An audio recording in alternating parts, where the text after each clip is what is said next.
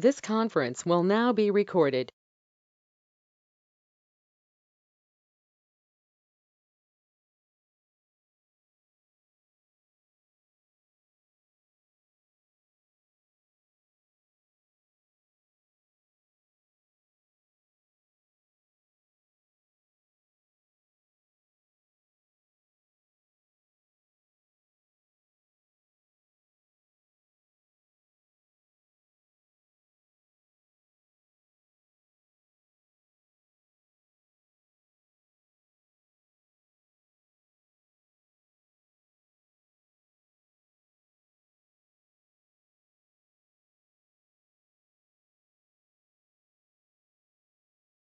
Good morning.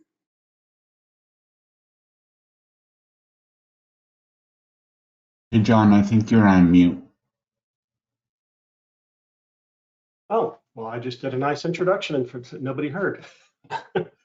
Welcome to the May OCP server project. We do have a packed agenda today with 3 different presenters. We started. OCP Regional Summit was last month, had a good summit. All of the recordings and presentation decks are online at the link shown in the minutes. If you don't have this on your calendar, you should join the mailing list. I did include an ICS file so you can add it manually if you don't want to join the mailing list for some reason. Foundation Incubation Committee update, Siabak or Michael? Do you have any updates for the month? I don't have any updates. Michael?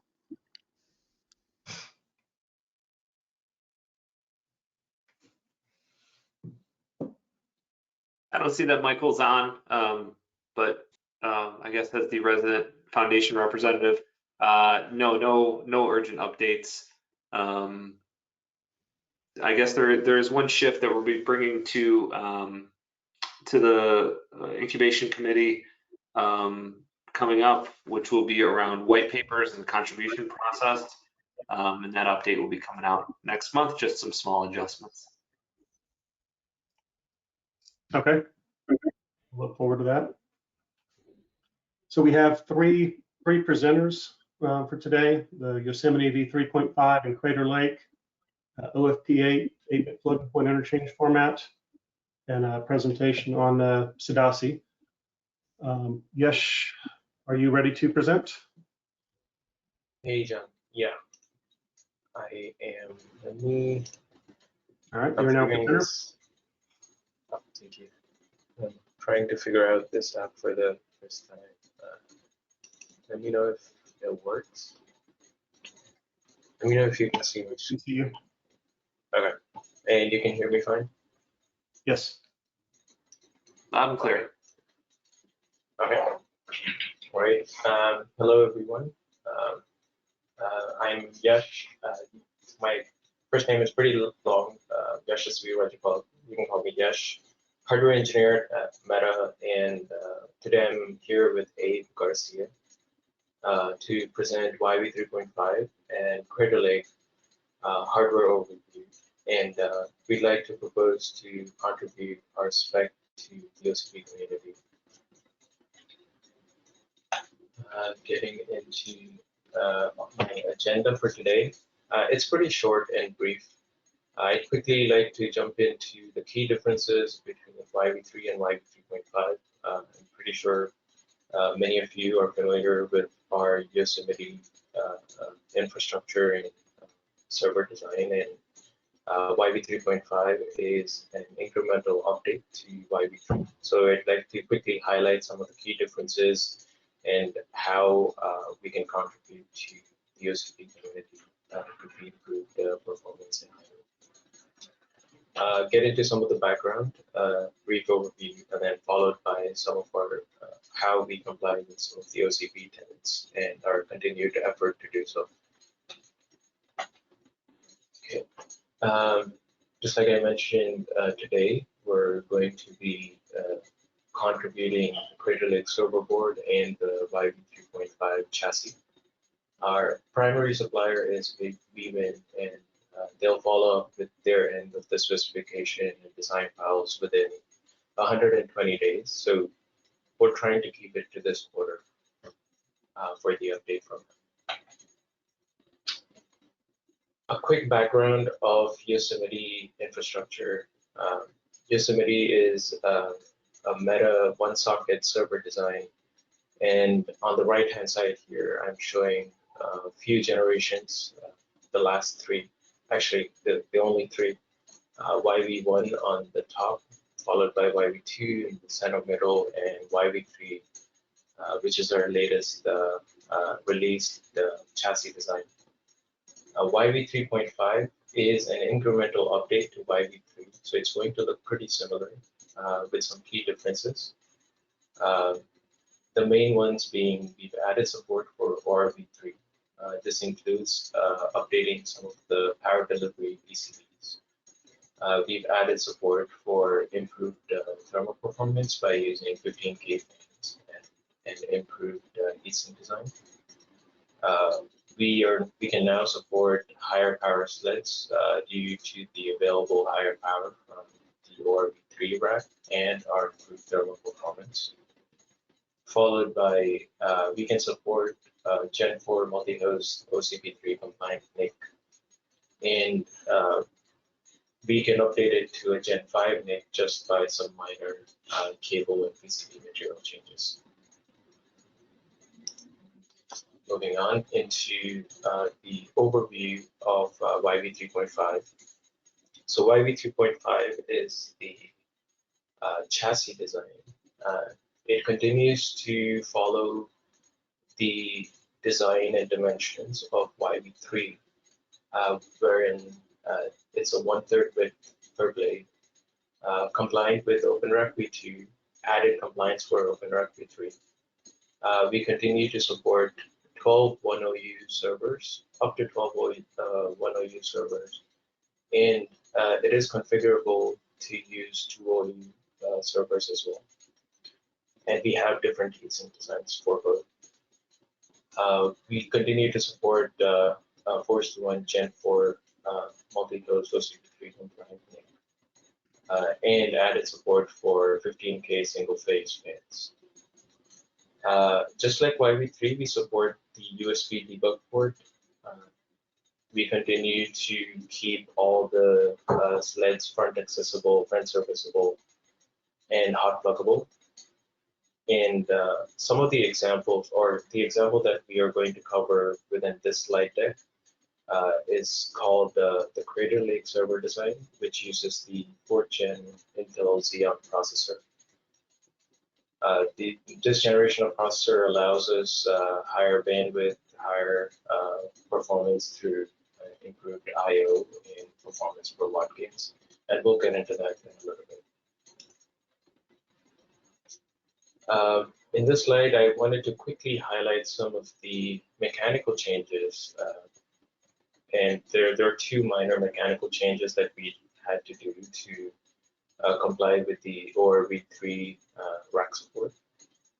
We've reduced the overall height of the cubby by about 0.7 millimeters, and we've added a new vertical restraining feature as shown in detail A on the bottom right-hand side here to be able to plug into the ORV3 rack.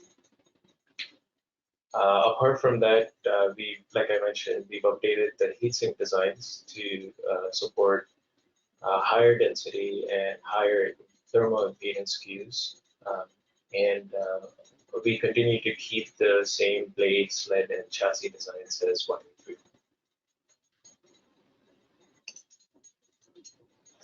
In this slide, I quickly wanted to show a blown out view of all the PCBs within the YV 3.5 chassis and highlight some of the key hardware components that have been updated.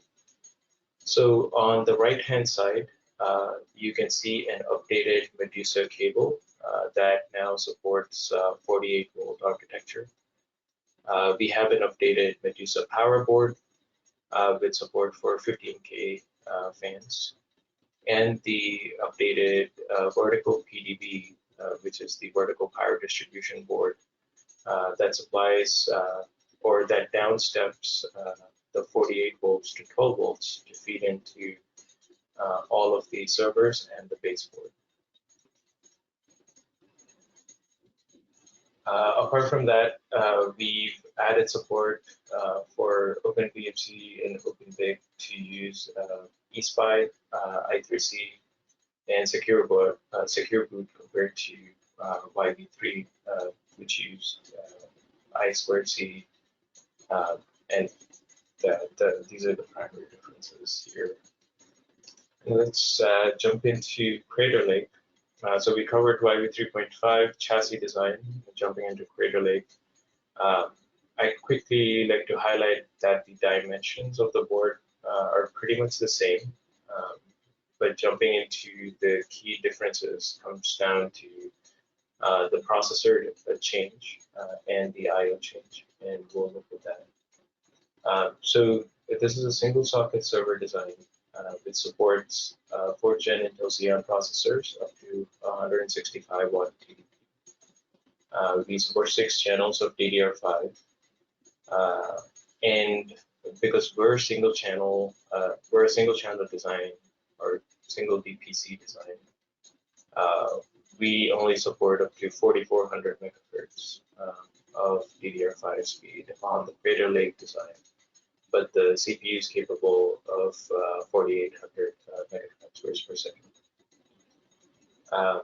The expansion options are pretty similar to YV3. We have a front expansion 4C+. We've added a 2C connector to the front expansion that can be leveraged if you need more than by 16 lanes for the front expansion port. The 2OU expansion is pretty consistent with YV3. The only key difference and update that we have with the new Intel 4th Gen Xeon processor is we now support CXL 1.1 for both the front expansion by 16 and the 2OU by 16 links. And we continue to support the 2280 M.2 boot drive slot, and we've added support, added a connector for the PROT module for platform boot up process support. All right, with that, jumping into the high-level architecture. This is again just a logical view of the server design. I think I've highlighted mostly everything on the previous slide, but this is a good reference to have if I share the slides afterwards, if the slide may be useful. Jumping into the potential configurations. On the top here, I've shown the blown out view of the cubby, sled, and the blade. The two primary use cases that I wanted to highlight to the community is the use of front even.s expansion card that you see on the bottom left here. We call it Word of Falls 2.0, and this will also be contributed to OCP. And there is a 2U expansion, which we call Discovery Point version 2, and that supports standard camp cards, and this will also be contributed to OCP. So I've shown these options for modularity and how the server can be used in different configurations. Finally, I'd like to take a quick minute to discuss how we strive to comply with the OCP tenets. We support the OpenBMC, OpenBIC, ORV2, and ORV3, and the OCP NIC, allowing us to be as open as we can.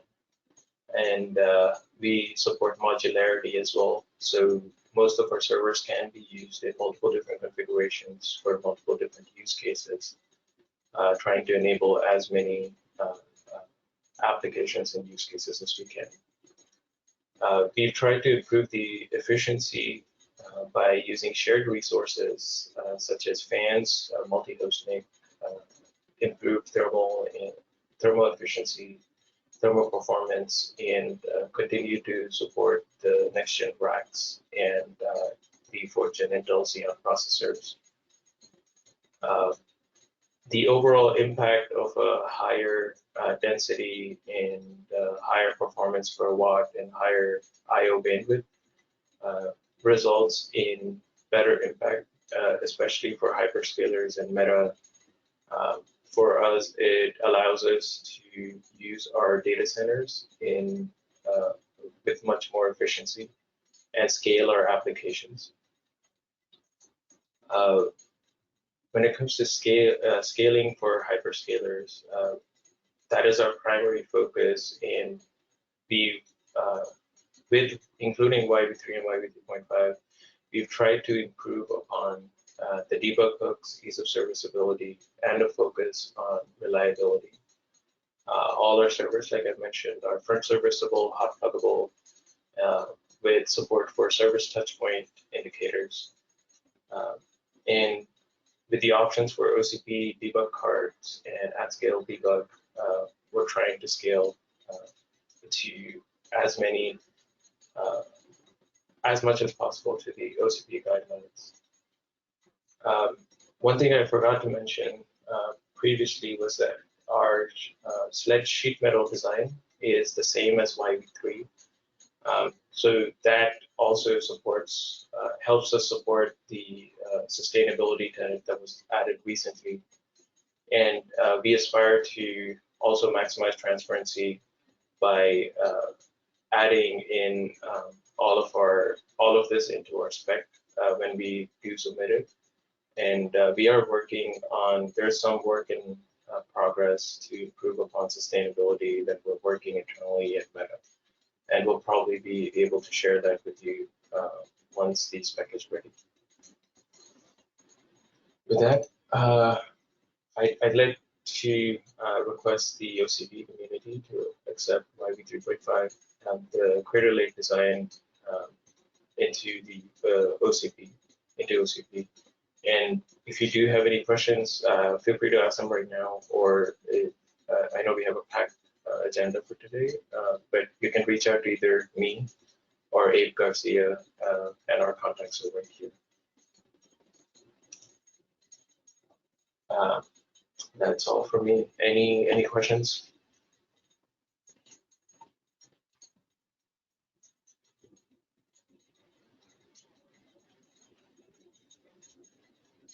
All right, thank you, Yash.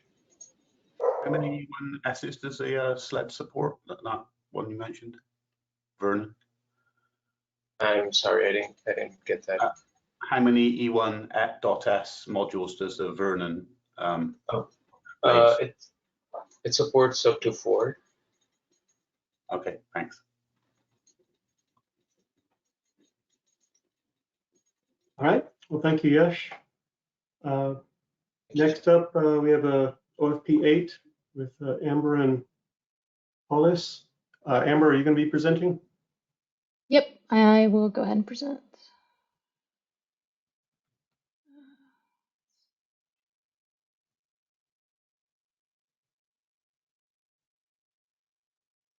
All right, can you guys see the screen? I think so.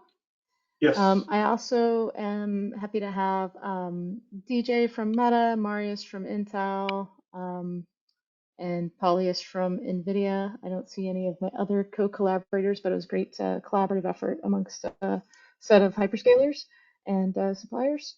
So we want to talk to you about FP8 standardization and trying to drive clarity for software developers.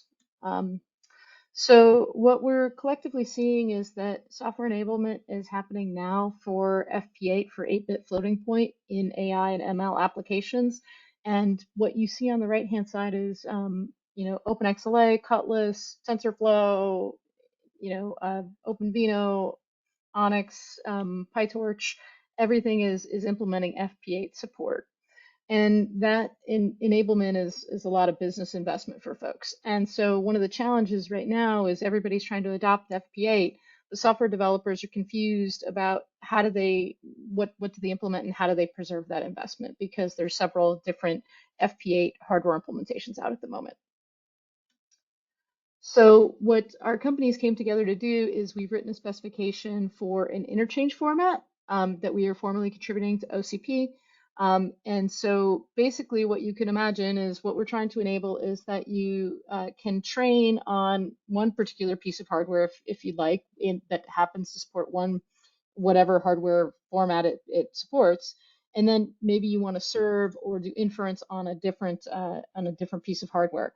So we need this interchange format so that if ultimately the foundational pieces of hardware you're using in both of those cases are different, that they can, that you can preserve your software investment in interchange and that software developers can confidently develop.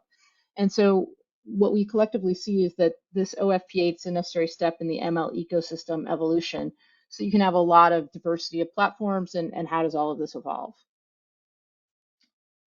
So the definition, NVIDIA, ARM, and Intel published a paper in late last year called, and the link is there.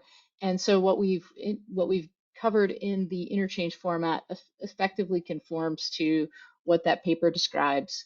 It is, it includes two formats, E4M3 and E5M2, and makes clear how that interchange format occurs, and just very simplistically make sure that people understand how the requirements. So we basically have a simple mission of trying to provide clarity for software developers in AI/ML. It doesn't dictate any particular hardware implementation, and we are planning to contribute this to the June IC meeting. One thing I declined to, or neglected, I should say, to include was how it conforms to some of the open OCP tenants. So let me cover that briefly. So we do have that obviously in the spec. So one of the key things in terms of openness is this complies with openness by enabling the heterogeneity of data centers with specialized silicon and that is becoming common in how do you interchange, so that provides and values openness. On efficiency, firstly, you reduce infrastructure costs because a standardized floating point, 8-bit floating point, is all about efficiency and reducing and power efficient execution. And so that first off provides a big value. And secondly, we are promoting energy efficiency by reducing that computational load and enabling that efficiency to be experienced broadly by enabling people to have broad support with that openness. Impact, obviously we're already being adopted in software infrastructure by FP8 today.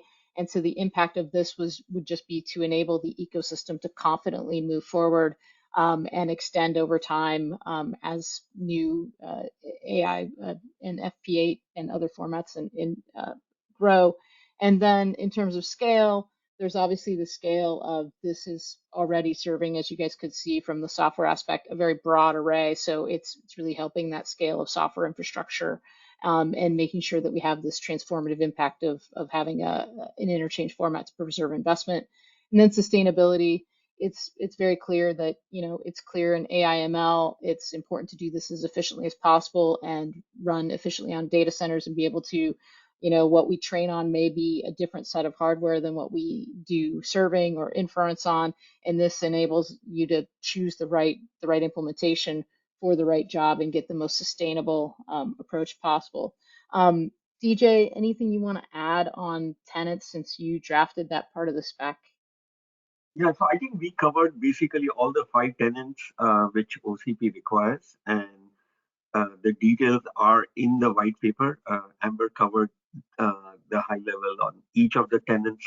Anybody who has questions, please refer to the white paper, and we are happy to respond to any queries while everybody is reading through the white paper during this time for considering. And then in June, we plan to go to IC with it. So between now and June, please share your comments on this, and we are happy to respond to it. And as of yet, we have not shared that spec. We've shared the slides, but we will be sharing the spec as well with that, with those details, and welcome your feedback. So. Amber and DJ, so beyond that white paper, beyond that, what is the spec for contribution?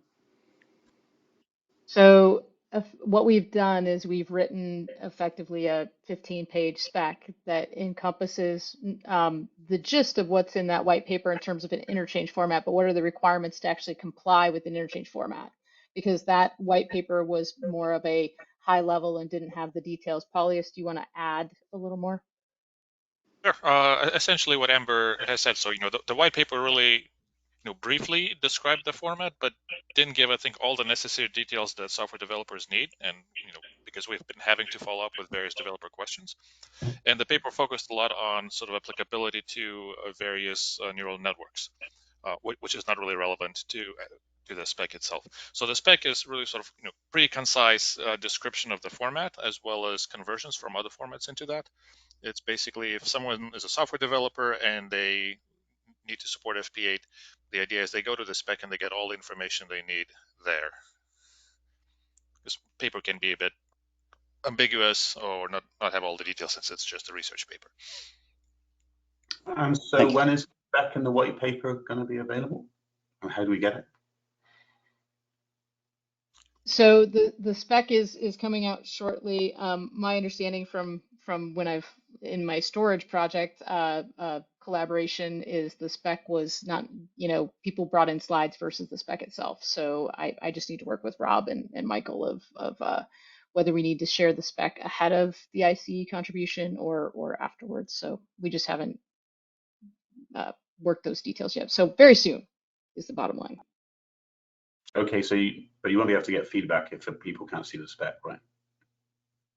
Completely understood. So we're just gonna have to figure out the timing of how much we get feedback ahead of the contribution, or do if anybody finds a concern, do we do a quick minor revision or editorial errata to it?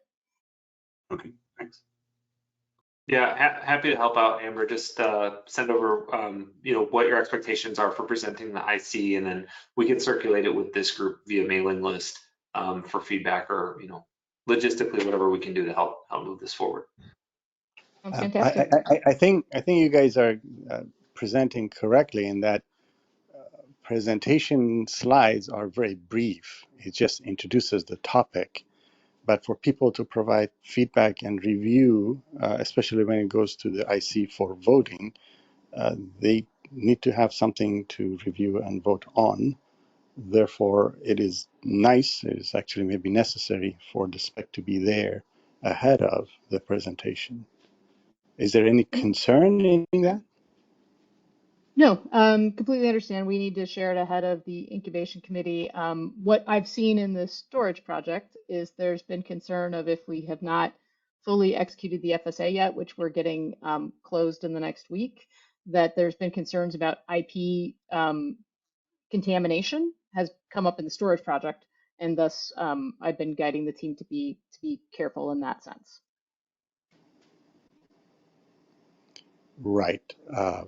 As everybody knows, I think IC accepts the fact that FSA can happen after presentation to IC, but the spec itself needs to be available for review. Absolutely, to the IC, and we're trying to get that ahead to the IC before the June 1st meeting. Absolutely. Yeah, So and the foundation works diligently to make sure that the spec should be uploaded in the portal ahead of our IC meeting, so that it's there the entire period during the voting process. So we'll work with anybody that has a contribution to make sure the right pieces are in place. And is the spec being contributed at version 1.0 or something before that? Yeah, we're intending to contribute as version 1.0 because it is effectively encompassing something that's already been out in that white paper, but then just codifying in clear specification terms. So we are not expecting a lot of concern or changes other than editorial feedback. Yeah, so it's basically fait accompli.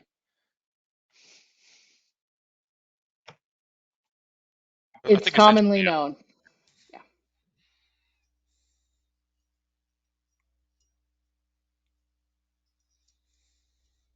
Any other questions? Thank you for everybody's time. We really appreciate it.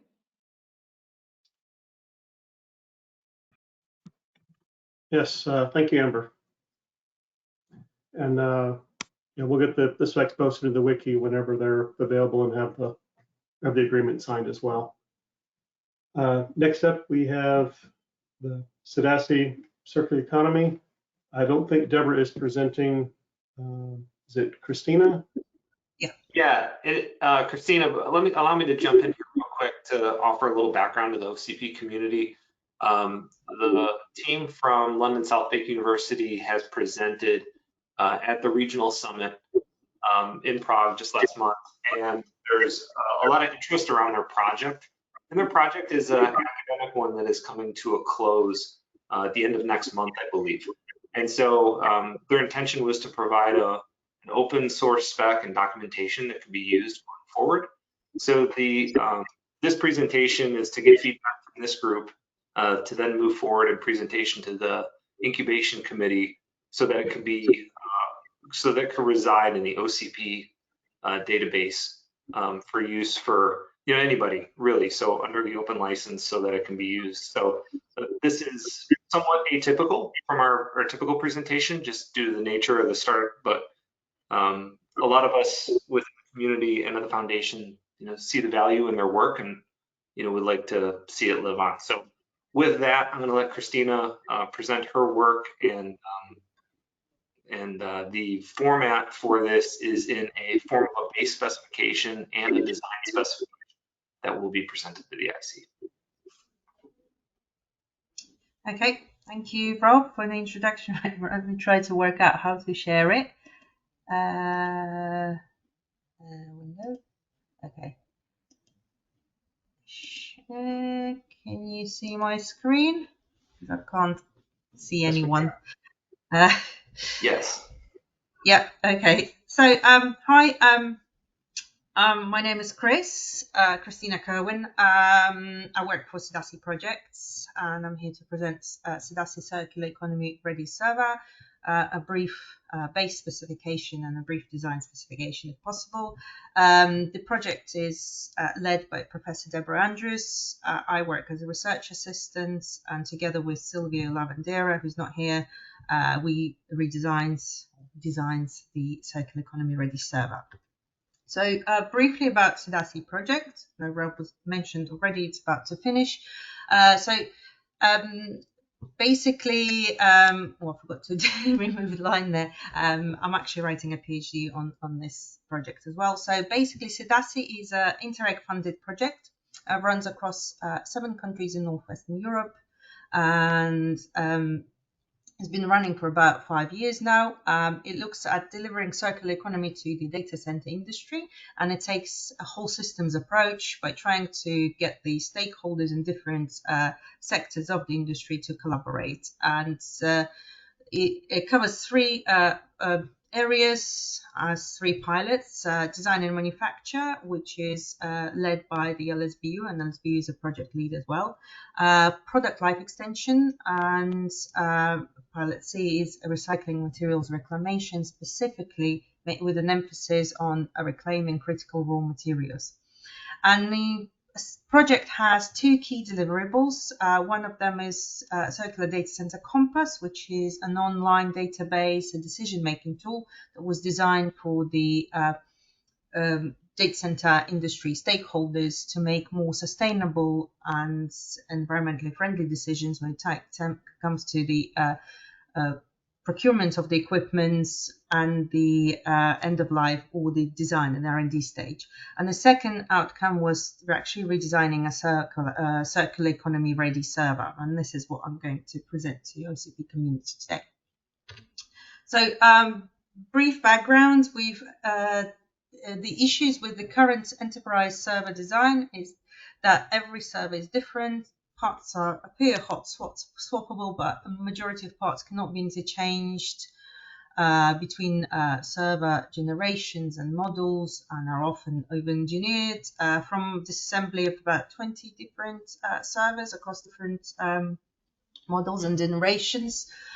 We've looked at different hotspots and looked at the materials composition, and just on the mechanical level alone, there are 3 different types, or 3 to 4 different types of steel alloys, around 3 different polymers, as well as textiles, paper, aluminium, zinc, and copper.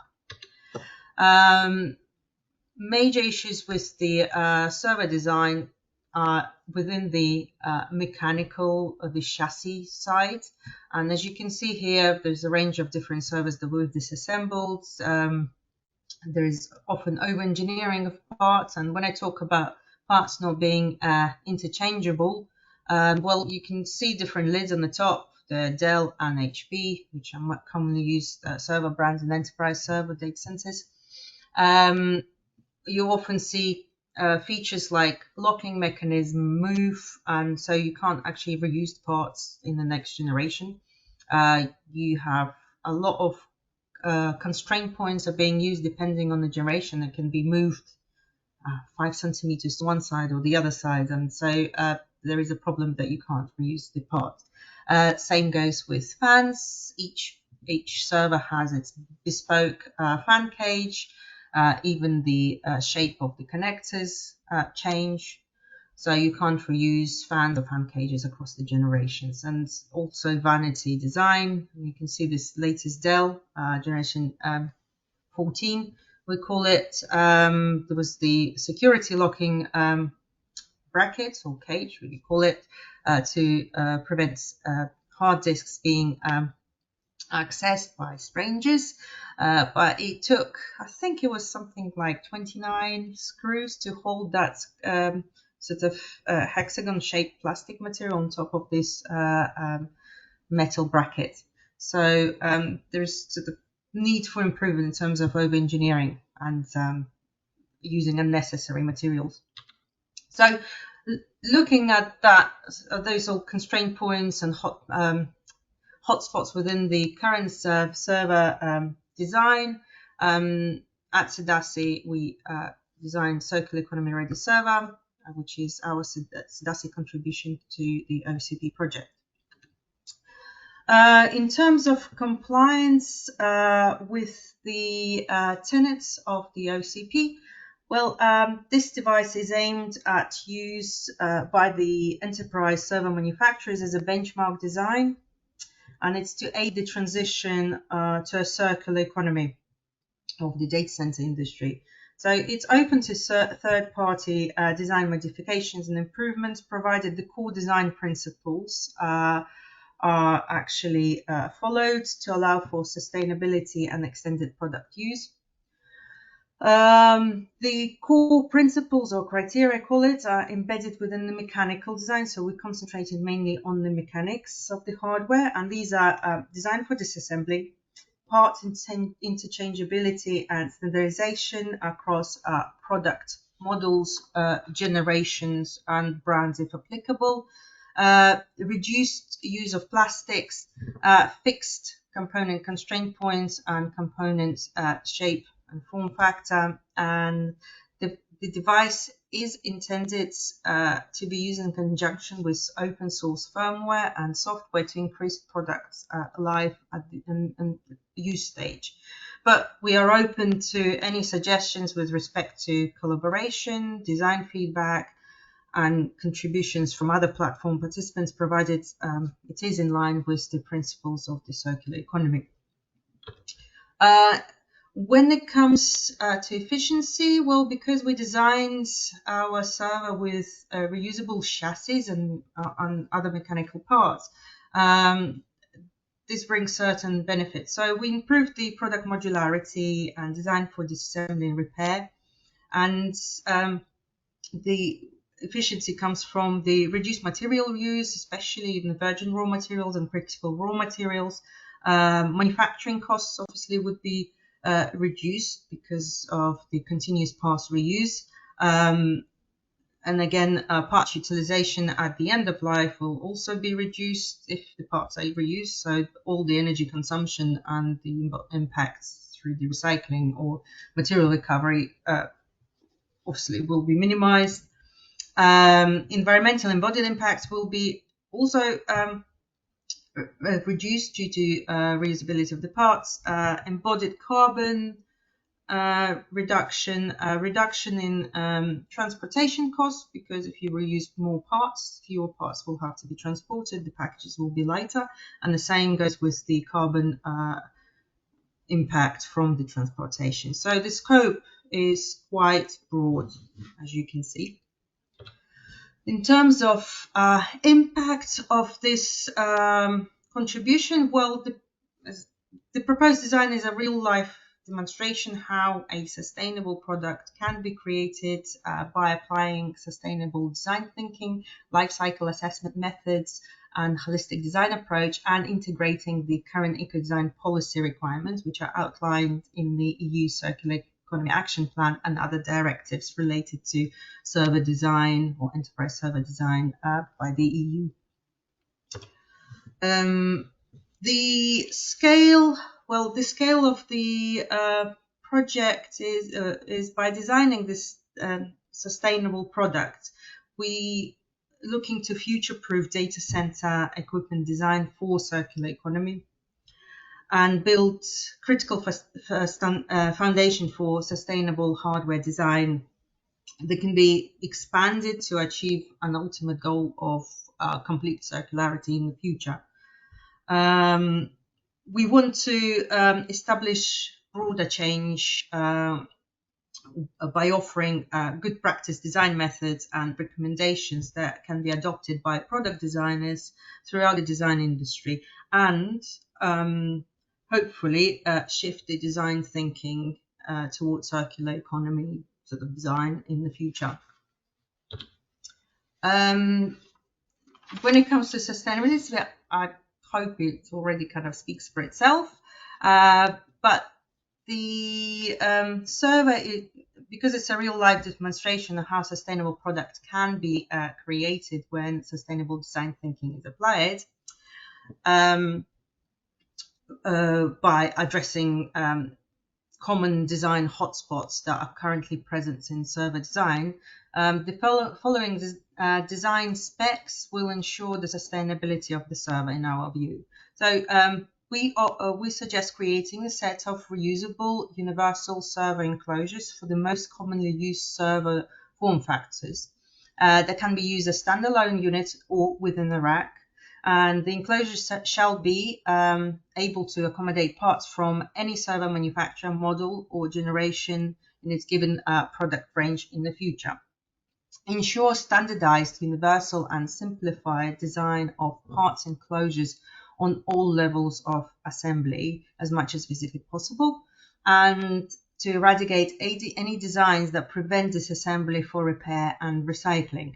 Obviously, emphasis on must reduce the use of material and over-engineering of parts, but yet parts should be made durable enough to be used for more than one lifetime. So for the reuse, we suggest reducing material range as well that is used in the product by eliminating, for example, non-recyclable, non-durable plastics, and reducing critical raw material content in non-electronic components. For example, aluminium. It's commonly used in server design. However, since 2020, bauxite's been added to the critical raw materials list by the EU, so it's important to keep it to a minimum. Also, reducing complexity of the design by removing unnecessary fastening and making it easy to disassemble and repair, and redesigning fan, for example, and hard disk enclosures, and creating standard fit all power supply module, which is one of the major pinch points. And we want to promote use of open source software, because we believe that will allow for cross model parts uses, and also will prolong the use of the product after the end of service by the OEM. We propose modular PCBs and want to encourage the OEMs to consider using biodegradable substrates or promote research into novel and more sustainable materials used in substrates. Accommodate other cooling methods for the design, not just fans, but perhaps over the chip liquid cooling if possible. And we promote local manufacturing and logistics, means that all the materials should be sourced locally to where the machine intended to be used the same goes for manufacturing, using local businesses for product assembly, remanufacture, and transportation. And finally, this contribution can be used in an OCP rack, provided a specialist bracket is designed. So there is the room for improvement and third-party contribution from the community. Now, I'm going to apologize that you're going to be staring at the blank screen for a minute. So I'm just going to go over some design specification. And so when I show you a promotional video afterwards, you will be able to relate the details I'll mention to the CAD model that is shown in the video. Christina, So we are running short on time. If you want to finish up. Okay, well, I can play the video then straight away, and then if you have questions about design specs, I will then. Oops, sorry. How does it work? Then feel free to ask me questions.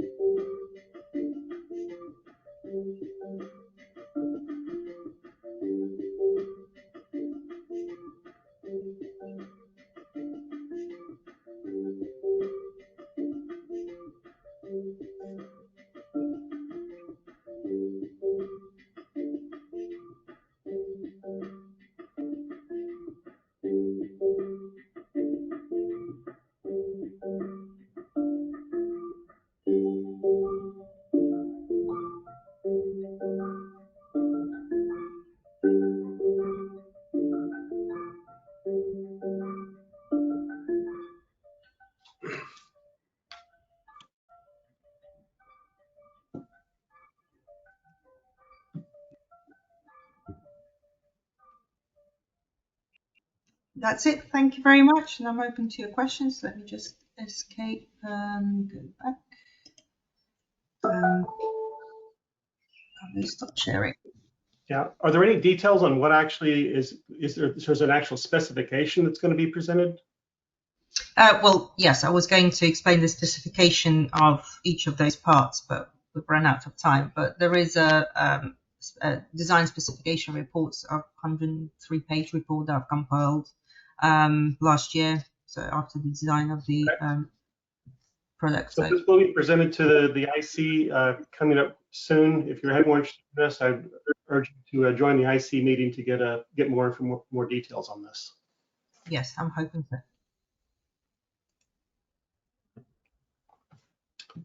All right. Well, thank you very much. Thank you, John.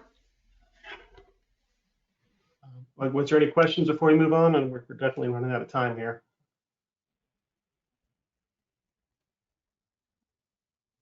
Just real I do quick. have a question, but I'll ask in the chat. It's 4 times. Okay, sounds good. Let's do a real quick run through sub-project updates. We've only got about 10 minutes left, so let's try and keep it brief. Bappy, updates on ODSA? Yep. Can I share my screen? Yes. Oh, well, that's not working too well. All right, hang on. Thanks, John. So we've got pretty decent progress to report on across our work groups. We've got several in flight, and one of the work groups is very close to releasing a standard with JEDEC. This is a big deal for us, where we're collaborating with JEDEC to release what's called a JEP30 part model with which we describe chiplets. We've had a couple of new contributions. One's the bunch of wires 2.0 spec, and we're starting work on the bunch of wires 3.0. And we've released a transaction and link layer specification.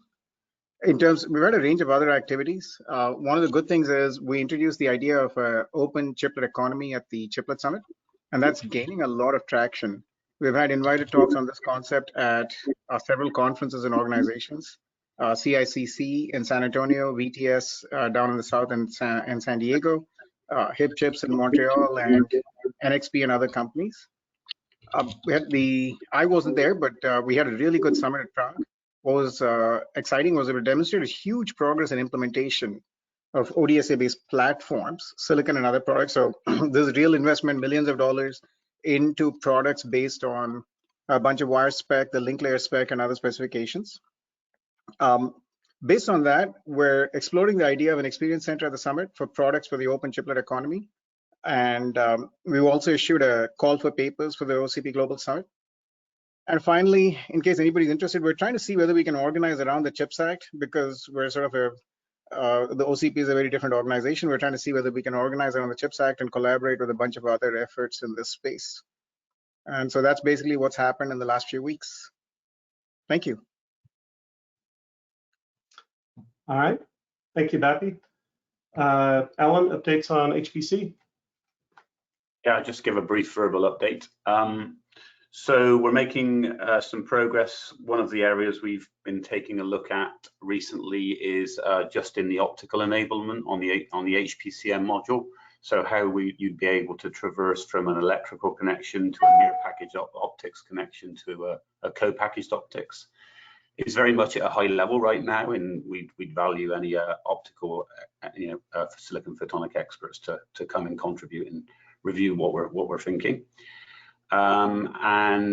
We did have a successful summit in Prague in terms of our participation, the HPC participation in the Future Technologies Symposium. We had 4 very good papers. I'd recommend people go and take a look at some of those. And one of the other areas is I've been putting more energy into the thermal design in terms of specifically how we can conductively cool the EDSFF modules. And so we're just making some changes there. We're trying to get traction to actually get our first module out the door, but I think we need to prove some of the thermal concepts before we get too carried away with the first design. So making steady progress of a lot more of my energy going towards that now. Thanks. All right. Thank you, Alan. Damien, updates on OCP NIC? Sure. Let me share my screen real quick.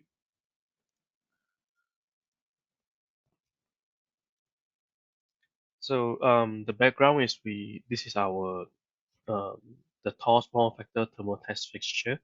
So if you see here, there doesn't have any holes.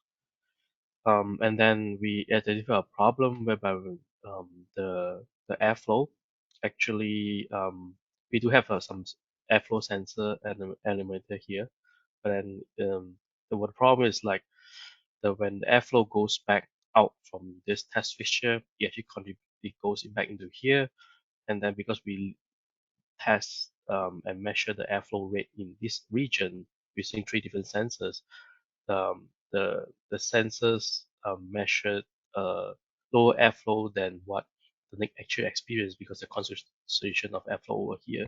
So to a certain extent, it's actually a design flaw on the test fixture that we have because we do not enable any opening any hole for the airflow to go straight. So we have aligned that we can make changes to add holes to this to so that the test fixture result will not be different from what the real NIC will actually see. There are multiple solutions that were discussed in OCP NIC, but the summary is we align to go with this geometry through test fixture modification. So that is for the first one. The second one is OCP NIC as a test fixture. We have prototypes and they are being tested, and CPB is also being covered. In general, I would say we are a little bit late this generation for the PCIe Gen 5 SI test feature for CLB and CPB for OCP NIC, but we are catching up. In the meantime, I also understand that I do receive offline ping and emails that we need test fixture, we need test systems.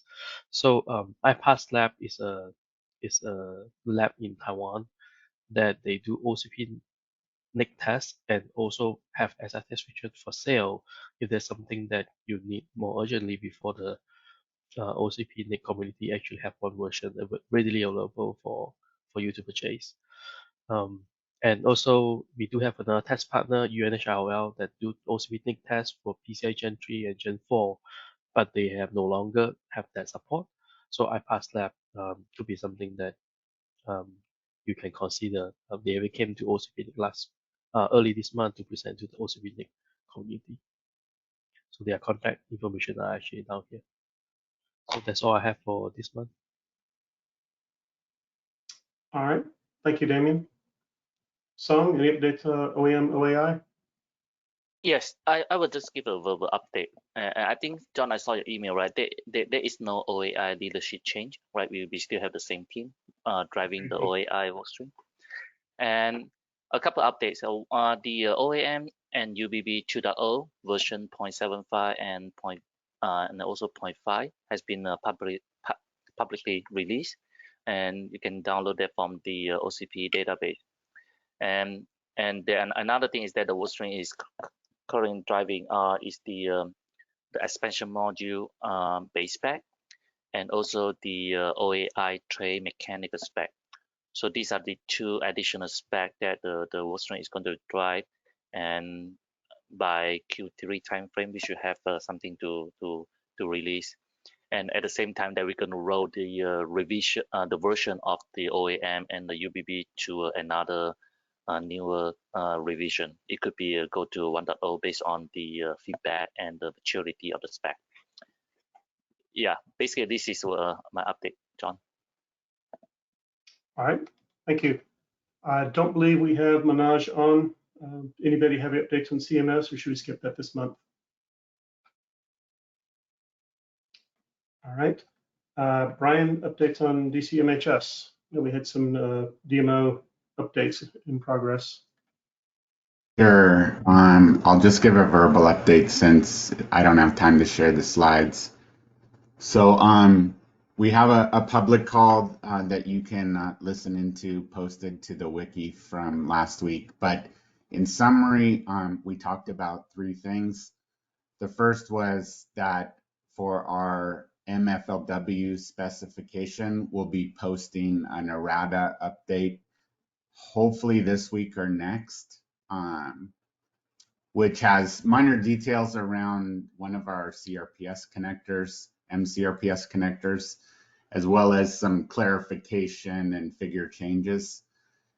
Second update that we mentioned was we have posted version 2 of our MCRPS errata to the DCMHS wiki. So we're in the process of incorporating that version 1 and version 2 errata into an updated specification that will be posted also within the next couple weeks. And then our biggest update is we have been working on larger HPMs that are optimized for open rack chassis for the last 6 months, and mentioned that last time in the server project meeting, and we're happy to announce that we posted version 0.3 of that specification.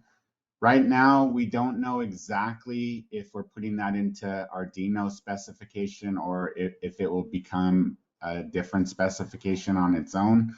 So for the time being, we've just incorporated that into a supplemental document. Again, you can download that from our wiki. All right, thank you, Brian. Yeah, definitely encourage you to go to their wiki if you're looking for more details on that. Don't see Mohammed online for the external PCIe. Tom on SRVR2 said he doesn't have an update this week, but he will for next, or this month, but he will for next month. On the DCSCM, they do have a 2.1 final draft that's in review and edit. They will be presenting that to the IC in June. I know we're over time, so feel free to drop if you have a conflict. The last thing we have is a quick marketplace update from Steve for those who can stay around and stay with us. Steve? Thanks, John. I'll make this within 3 minutes. For those of you that aren't familiar, our marketplace is our route to market for those companies that have a contribution that then have a product or a service that they would like to market to the broader community. We have redesigned the marketplace as of October. We now have 4 specific categories to showcase particular solutions. Of the entire website hits, the marketplace accounts for 9% of those visits, so around 6,000 to 7,000 views per month. The products section of those 4 receives 60% of those views, or around 4,000. You can see the top countries that are visiting the OCP marketplace on the right, and that list doesn't change that much, especially in the top 5 or 6. Again, a couple of these sections are new as of this quarter, so we're expecting some pretty good numbers moving forward. I just wanted to share the top 20. Yosemite V3 is by far and away the most viewed product on our marketplace, but that is the only open rack style design that is viewed in the top 20. The rest are traditional servers that have been opened up, as well as some cards and AI and immersion type of solutions. Of the entire top 20, around 35% of those have to deal with edge, AI, or telecom type of hardware. So that's an interesting trend that we'll keep an eye on, as well as some blueprints that we're doing in the telecom and edge. We do have OCP experience centers out there for those members that are putting together a way to showcase OCP solutions. They could be a full demo lab or just a testing lab. So please let me know if you have any questions about that. I did a session last October on how to go to market with OCP, cover several areas and what we're doing with our channel resellers. About the program, we have over 40 members now, part of the reseller program. The annual fee is stationary at $4,000. It does not matter what type of member you are within OCP. If you have any questions, steve.helby@opencompute.org. We'd love to have your solutions showcased on the marketplace. That's it. Thanks, John. Yeah, thank you. There's some interesting usage numbers. We don't get to see those a lot, so thanks for sharing those. Yeah. Any guide how to make it like more, like something more visible or more accessible, or like promote? Do you know how do those become top and some become bottom? Like, is there any tips, or they're actually the same, just that there's interest or something? You mean the promotion of the marketplace? Yeah, promotional marketplace, or even the products. Like, is there any tips that we can learn from that you have noticed? Yeah, for those members, I work specifically for, say, the members such as MyTech and WeWin. I work with them to promote via social or webinars or co-selling activities or through our OCP experience. Yeah. And then also all of that traffic, by the way, is organic. We're not doing any paid search or any proactive search engine marketing. That is all organic, coming from those people looking at the particular products. And it is higher than the contributions database. So if you are contributing to the server project, it makes sense to have that product then reach its final destination, which is eyes and ears of the community and those potential end users. Let me know if you have any questions. Happy to have a one-on-one session to go through more details. Yeah, and Steve's email is a hyperlink in the agenda if you want to send an email to Steve. All right, we are 6 minutes over. I'd like to thank everyone for joining, and we'll see everybody next month. Bye. Thank you, everyone. Yeah.